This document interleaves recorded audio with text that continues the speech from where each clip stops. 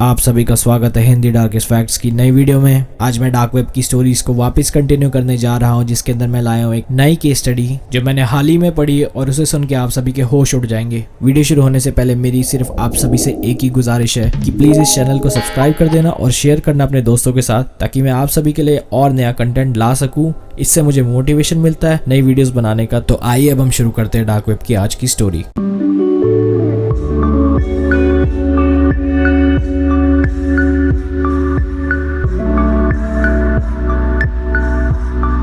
आज की जो घटना मैं बताने जा रहा हूँ वो क्रेगलिस्ट एक वेबसाइट है, उससे रिलेटेड है। क्रेगलिस्ट यूएसए की सबसे बड़ी बाइंग और सेलिंग वेबसाइट है, जिसके अंदर आप सामान बेच भी सकते हैं और खरीद भी सकते हैं। वो वेबसाइट आप सभी को एक दूसरे से चैट करने का मौका देती है, जस्ट लाइक क्विकर और OLX। और इसके अंदर आप सभी को एक दूसरे को अपना नंबर, एड्रेस और जगह देनी है जहां पर आप एक दूसरे से मिलेंगे और जो सामान है वो खरीदेंगे पैसों के बदले। 2018 में ये घटना एक लड़की के साथ हुई थी, कैलिफोर्निया नामक जगह में, जो स्टेट है अमेरिका का। तो इस इंसिडेंट को बताने से पहले मैं आप सभी को कुछ जानकारी दे देता हूँ लड़की के बारे में। लड़की का नाम अमांडा है, वो 22 साल की है। उसने रिसेंटली अपना एक नया घर लिया था और वो एक एम्प्लॉय है किसी कंपनी में कैलिफोर्निया की। तो वो अपने घर के लिए एक सोफा ढूंढ रही थी, क्योंकि उसने रिसेंटली एक नया घर लिया था और वो अपने माँ बाप को दिखाना चाहती थी वो घर। पर उस घर के अंदर सिर्फ एक बेडरूम था और एक चेयर थी और एक टीवी था, और उसका बजट बहुत ज्यादा हिल गया था जब उसने घर लिया था। और उसने ये खरीदने के लिए इस वेबसाइट पे एंटर किया जिसका नाम था क्रेगलिस्ट। जब उसने सर्च करा सेकंड हैंड चीप सोफे, तो उसे बहुत सारे सोफे के ऑप्शंस आ गए थे, जिनमें से उसे कुछ भी पसंद नहीं आया। और उसने 1 घंटे तक अच्छे से ब्राउजिंग करी उस वेबसाइट के अंदर, तब जाके उसे फाइनली एक सोफा बहुत ज्यादा पसंद आया। वो बहुत ज्यादा सुंदर था, नीले रंग का सोफा था और नीचे ईमेल दे रखी थी। ईमेल बहुत ज्यादा अजीब थी, उसके अंदर लिखा हुआ था ईमेल का नाम मैक्सिकन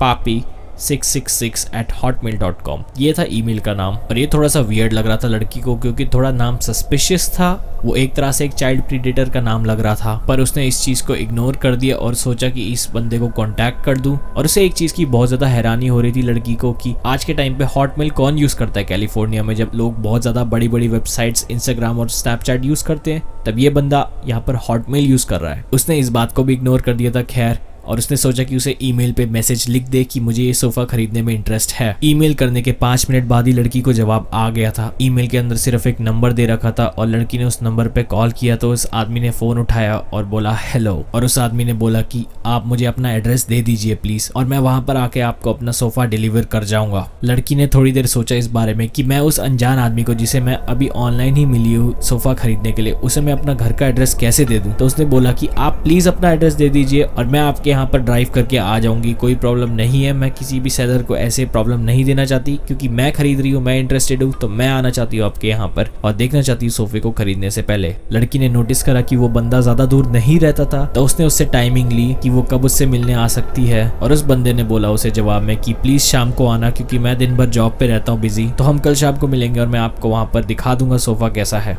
आदमी ने फोन नहीं काटा और फोन ऑन रहा और लड़की ने नोटिस नहीं करा। और तब तक एक हंसने की आवाज आई पीछे से आदमी की, और वो आवाज बहुत ज्यादा क्रीपी थी, जैसे कि कोई अजीब तरीके से हंस रहा हो। जैसी लड़की ने वो आवाज सुनी, उसने फोन तुरंत ही काट दिया और उसे अंदर ही अंदर थोड़ा सा डर लग रहा था उस आदमी के वहां पर जाने से, क्योंकि वो आदमी पूरी तरह से अनजान था और उसे क्रेगलिस्ट की वेबसाइट पे मिला था। तो अगला दिन आ गया था सुबह सुबह और लड़की ने नोटिस करा कि उसके फोन में कम से कम 50 मिस कॉलें आ रखी थी उस आदमी से। और जब लड़की के साथ ये घटना हुई तो वो सोचने लग गई कि यहाँ पर जाना सही रहेगा या नहीं, क्योंकि वो थोड़ा सा अनकंफर्टेबल फील करने लगी जैसी उसने किसी अनजान आदमी से 50 मिस कॉल आई हुई देखी सुबह सुबह, क्योंकि वो थोड़ी सी देर से उठी थी। और इसका कोई मतलब नहीं बनता, उस आदमी का कोई हक नहीं है उस लड़की पे कि वो उसे 50 मिस कॉलें दे जब उनकी डील तय हो गई थी शाम की। तो ये बहुत ज्यादा क्रीपी एक्सपीरियंस था लड़की के साथ शुरुआत में, जब उन्होंने पहले से डिसाइड कर रखा था कि वो शाम को मिलेंगे। पर लड़की के दिमाग में इतना ज्यादा स्ट्रेस था अपने घर की फर्नीचर और हाउस होल्ड के काम का कि वो सब कुछ इग्नोर करके अपना फाइनल डिसीजन वहां उस आदमी के पास जाने का बनाती है। तो शाम के 5:30 बज चुके थे और लड़की तैयार थी वहां पर जाने को। जब वो उसके घर पे एड्रेस देख के जा रही थी उस जगह पे, तो उसने नोटिस करा कि जो वो गली थी वहां से उसे राइट टर्न लेना था और उसके अंदर गली के एंटर करना था। जैसे ही उसने उस गली पे एंटर करा तो वहां पर देखा कि घर का साइज छोटा होने लग गया और जितने भी घर थे उसमें से अलग से एक आइसोलेटेड घर था और वही उस आदमी का घर था। घर के बाहर का जो आउट स्ट्रक्चर था, जो वुड थी, वो बहुत ज्यादा टूटी हुई सी थी और बहुत ज्यादा घर गंदा था। मतलब जैसे कि बाहर की साइड होती है ना जो घर की, वो ज्यादातर मोस्टली जो वहाँ की कॉलोनीज थी वहाँ का बहुत साफ सुथरा इलाका था, पर जो घर था उसका वो बहुत ज्यादा अलग जगह पे था, एक टूटी सी झोपड़ी जैसा, जैसे कि कोई हॉन्टेड हाउस है। तो उसे देख के लड़की को बहुत ज्यादा डर लगने लग गया और थोड़ी सी फ्रीक्ड आउट हो गई थी लड़की। पर लड़की ने इन सब चीज़ों को कोशिश करी एक पॉजिटिव वे में लेने की और उसने डिसाइड करा कि वो घर की तरफ बढ़ेगी आगे और दरवाज़ा खोल के इस सोफे को लेके आज इस चीज़ का चैप्टर ख़त्म करेगी इस आदमी के साथ और अपने माँ बाप को इन्वाइट करेगी अपने गेस्ट हाउस में। क्योंकि जैसा मैंने आप सभी को बताया था कि लड़की बहुत ज़्यादा टेंशन में थी इस चीज़ को लेकर कि जो उसने नया घर खरीदा है उसके अंदर का फर्नीचर कैसे आएगा और अपने माँ बाप को वो कब बुलाएगी, क्योंकि वो बहुत दिनों से वेट करी थी इस मोमेंट का कि वो अपने माँ बाप को इस जगह पे बुलाए और उन्हें इस चीज़ का गर्व हो उस लड़की पे कि उसने अपना एक इंडिपेंडेंट घर लिया है, वो भी उन पैसों से जो उसने अपनी दिन रात की मेहनत से कमाए हैं। तो उसने अपनी गाड़ी का दरवाज़ा बंद करा और वो उस घर के फ्रंट डोर की तरफ चल पड़ी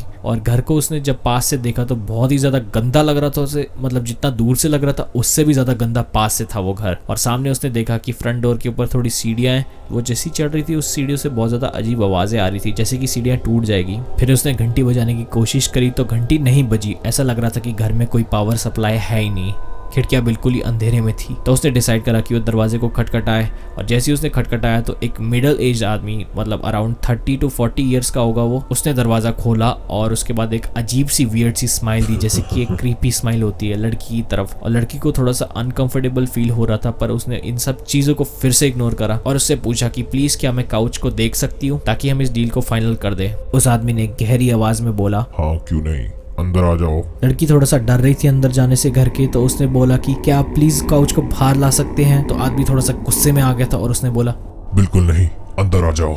लड़की के लिटरली पसीने छूट गए और उसने फिर भी डिसाइड करा कि वो अंदर जाके लिविंग रूम में काउच को देखे और अगर उसे पसंद नहीं आता तो वो उसी वक्त बाहर आ जाए। जैसे ही वो लिविंग रूम के अंदर गई तो वो बिल्कुल ही हैरान रह गई क्योंकि काउच जैसा उसने फोटो में दिखा रखा था वैसा बिल्कुल नहीं था। काउच में बहुत सारे निशान थे और वो फटा सा गंदा सा उसके ऊपर धूल थी और वो नीले रंग का था। लड़की ने उससे पूछा कि ये क्या मजाक है। आदमी ने कोई जवाब नहीं दिया और उसके बाद थोड़ी देर तक काउच को देखता रहा, घूरता रहा और उसके बाद दांत पीसे और उसके बाद उसने एक अजीब सी वियर्ड सी स्माइल दी और उसने लड़की को बोला कि मैं आधे दाम में दे दूंगा, ले जाओगी। लड़की ने बोला कि ये सोफा मुझे बिल्कुल नहीं चाहिए और वो बिना पीछे मुड़े घर के बाहर निकलने लग गई और पीछे से उस आदमी ने उसके कंधे पे हाथ रख दिया जो कि बिल्कुल अनकंफर्टेबल सिचुएशन पैदा कर रहा था। फिर वो धीरे से उसके कान के पास आया और लड़की कुछ नहीं कर पाई और आदमी ने धीरे से उसके कान में फुसफुसाया कि मैं ये तुम्हें फ्री में दे दूंगा अगर तुम मेरी मदद करोगी तो। लड़की ने उसका कंधे से हाथ हटाया और उसे धक्का देके सीधा गाड़ी की तरफ भाग गई और जब वो गाड़ी की तरफ भागी तो उसने पीछे मुड़ के बिल्कुल नहीं देखा, गाड़ी स्टार्ट करी और अपने घर की तरफ निकल गई और उसने ये डिसाइड करा कि वो कभी भी क्रेगलिस्ट में जाके सामान नहीं खरीदेगी। पर यहाँ पर स्टोरी खत्म नहीं होती। जब वो घर पे आ गई तो वो बहुत ज़्यादा थकी हुई थी और इस दुख में थी कि वो एक अच्छा सोफ़ा नहीं खरीद पाई और वो घर पे जाके अपने बिस्तर पे लेट के टीवी देखने लग गई और उसने रात भर टीवी देखा और रात के लगभग 2:30 बज गए थे। तब उसे दरवाजे के बाहर से बहुत ज़्यादा अजीब अजीब आवाज़ें आने लगी जैसे कि कोई उसका दरवाज़ा तोड़ने की कोशिश कर रहा हो। तो उसने दरवाजे के की होल की तरफ से देखा तो उसे कुछ भी नहीं दिखा और तब तक उसे बाहर के गेट से आवाज़ आने लगी जैसे कि कोई गेट के साथ खेल रहा हो, जैसे कि कोई छोटे बच्चे गेट पे झूला झूल रहे हो। वैसी अजीब सी एक सीसॉ जैसी आवाज़ आने लगी गेट के जंग वाले हिस्से से और वही वक्त था जब उसने 911 पुलिस को कॉल कर दिया और पुलिस को इन्फॉर्म कर दिया कि कोई अजीब सी आवाज़ें कर रहा है मेरे यहाँ पर। तो थोड़ी देर बाद पुलिस आ रही थी और तब तक लड़की ने जोर से खिड़की होती है वहां की तरफ से चीख चिल्लाई और बोला कि पुलिस जल्दी ही आने वाली है। तब तक उसे फुटस्टेप्स आए भागने के और उसके बाद पुलिस आ गई। तो लड़की ने पूरी घटना बताई शुरुआत से आखिरी तक और उसे शक सिर्फ उस मिडिल एज आदमी पे हो रहा था। थोड़ी देर बाद पुलिस उसके घर पे गई मिडिल एज आदमी के और उसे देखा कि आदमी वहां पर था ही नहीं। तो बाद में आस पड़ोस के लोगों ने बताया कि वहां पर कोई रहता ही नहीं था। फिर पुलिस ने अपनी लिस्ट में चेक करा तो उस आदमी का नाम वहां पर आ गया था।